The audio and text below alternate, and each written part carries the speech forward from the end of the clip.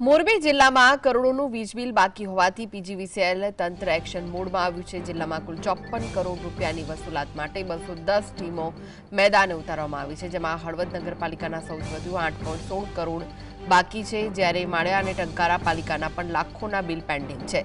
તંત્ર દ્વારા આશરે 75,000થી વધુ ગ્રાહકો સામે લાલાંક કરવામાં આવી છે। હવે જોવાનું એ રહેશે કે પીજીવીસીએલ માત્ર સામાન્ય ગ્રાહકોના જ જોડાણ કાપશે કે પછી કરોડોનું બિલ બાકી રાખતી સરકારી કચેરીઓ સામે પણ કડક કાર્યવાહી કરશે।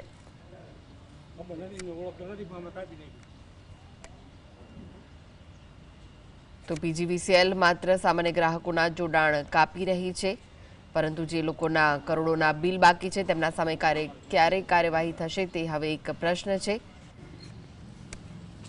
મોરબી જિલ્લામાં કરોડોનું વીજ બિલ બાકી હોવાથી પીજીવીસીએલ તંત્ર હવે એક્શન મોડમાં આવ્યું છે। જિલ્લામાં કુલ 54 કરોડ રૂપિયાની વસૂલાત માટે 210 ટીમો મેદાને ઉતારવામાં આવી છે। વધુ વિગતો માટે જોડાઈ ગયા છે સંવાદદાતા રવિ, શું છે વધુ વિગતો?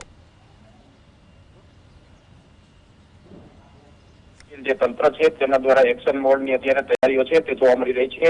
વીજ બિલ મુદ્દે જે આકરા પાણીએ છે તે જોવા મળી રહી છે। જિલ્લાની અંદર 75,432 ગ્રાહકો પર આ જે કાર્યવાહી છે તે હાથ ધરવામાં આવી છે। 20 જેટલા જે ડિવિઝન છે તેમાં 210 ટીમો છે તે અત્યારે કાર્યરત જોવા મળી રહી છે। મોરબી જિલ્લામાં 54 કરોડની વીજ બિલ જે બાકી છે તેને લઈને આ કાર્યવાહી છે તે હાથ ધરવામાં આવી છે। સૌથી વધુ હળવદ નગરપાલિકાને જે દંડ છે તે જોવા મળી રહ્યો છે, કારણ કે 8.16 કરોડ રૂપિયા છે।